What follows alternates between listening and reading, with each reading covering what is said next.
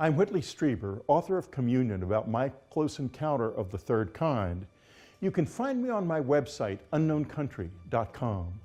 Like millions of people around the world, I've had these strange presences that have become to be called visitors or aliens in my life for more than 30 years in my case. And frankly, I don't think we've made much progress in understanding them or what they are, and I think we can do better, and the time is now. We tell ourselves that it isn't happening or that we know what it means. We say UFOs must be from another planet, aliens must be abducting us, we're under attack. But we don't know. And any day now, the truth will be revealed. Millions of people have been affected by this. The shock to this world goes deeper than we realize. In fact, it goes so deep that many of us can't face it. We prefer to live in a state of denial in our fear, telling ourselves it isn't really happening. But the questions remain, and the questions are real. But they're not the questions that are usually asked. The argument about whether UFOs are real or not is over. They're very real. And some of them, like this one filmed in British Columbia in the 1990s, look like they must be alien craft of some kind. In fact, at the same time this image was made from the deck of a home in the area, a wave of close encounter reports was taking place in the region. But once we jump to the conclusion that we're looking at alien spacecraft and the occupants are coming out and abducting people, we're going too far. The reality is even stranger. Here's an example of what I mean. This is the only image of a UFO taken through a Celestron telescope. It was taken in Camarillo, California in 1994 by producer Steve Neal. It had appeared over Camarillo in late November for 6 years running. But does it look like an alien spacecraft? Hardly. It's something at very high altitude, around 50,000 feet, that was apparently there to reflect the sunlight, there to be seen. As it is pulled higher, it explodes. This isn't an image of an alien spacecraft from another planet. It's an image of the unknown. We go too far. The simple answers don't work. If they did, the mystery would have been solved long ago. We need to start to explore in a new way with better questions. That's what the documentary we're previewing here is going to do. And what is this world we live in this universe? Where is it? Is there anyone else? Are we alone in this vastness? And if we're alone, why are we here at all? The coming of the UFO in the 20th century is one of the greatest mysteries of the human mind and of the world around us, because the UFO exists in both places at the same time. Many people see them, but what do they really see? What is traversing the skies at impossible speeds for mysterious reasons, on missions the nature of which we can barely even guess at?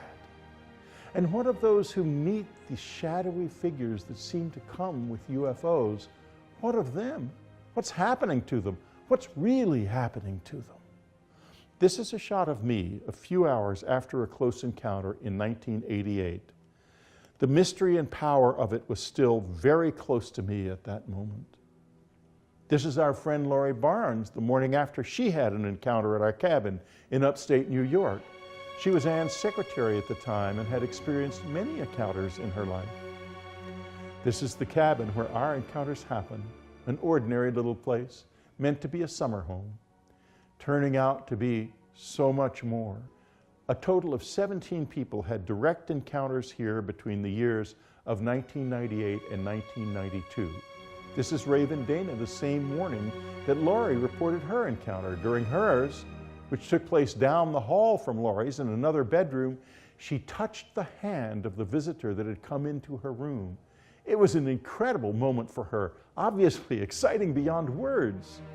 These events really happened, and to real people. But what was it that did happen? This is what has not been adequately explored. For example, the afternoon before Laurie saw the being, she encountered her dead brother on the road outside the cabin. In another situation, witnesses in one room encountered aliens, while in another room, they were face to face with a dead friend. So what does this mean? Are aliens somehow in touch with our dead?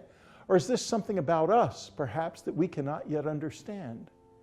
My wife Anne, who passed away in 2015, seemed to have a sixth sense about all this. By reading thousands of letters we received from witnesses, she discovered that their dead friends and relatives showed up frequently with the aliens. But what does that mean? That's the question we have to take a new look at. That's what's so exciting about being part of this, to journey into the unknown and into one's own deepest nature at the same time is a new sort of miracle, because in the past we could do one or the other. A shaman might be able to journey deep using magic mushrooms or ayahuasca or some other means, drumming, vision quests. There were many ways of doing it, even tempting death. But it was always visionary, never physical. But now something has come to us out of the dark of the night and the dark of our own souls. The UFO has come, bringing with it strange, shadowy figures that sometimes seem to touch us deeply, painfully, and at the same time leave us in a transcendent state with new knowledge, new understanding, facing a new humanity and a new self. Researcher Dr. Jacques Vallée has found that materials believed to have been taken from a UFO crash contain isotopes that not only don't occur on Earth, they can't occur anywhere in the universe as we understand it. They can only be created using unimaginable amounts of energy. At the same time, there are strange objects being found in the bodies of close encounter witnesses. They're embedded deep in the flesh, but encased in skin. The body doesn't have the genetic encoding to do that. I have one in my left ear. An attempt to remove it failed when it moved away from the surgeon's scalpel. 2 days later, it returned to its present position at the top of my left ear. Where did this astonishing piece of technology and they come from? The exploration of this phenomenon must take place both in the physical world and in the mind and body of man. If we ever dare to truly take this journey, it is going to lead in some very new directions, both outer and inner. But what must this mean? I think that the great question here is not who they are, but who are we and what are we part of? What is man and what is the fate of man? We are so different from the other creatures on earth. No matter how hard we try, we can never explain the simplest things about our lives to them. They cannot understand time, song. They cannot know that death awaits. They cannot understand what the earth is or where it is, or that the universe even exists. But we can understand. We know now one thing about ourselves that is true. We have discovered just in the past 100 years the vastness of the universe, and we know this truth. We are lost in the stars. Or have we been found? Or have we found ourselves? These great mysteries need more exploration. When we are looking at the UFO or confronting the alien, we are really standing before the questions of who we are, where we are, and why we are here. This is a sample of a larger documentary that we're planning that will take this exploration deeper than it has ever gone before. The truth is without, in the mystery of the alien, and the truth is also within, in the mystery that is man.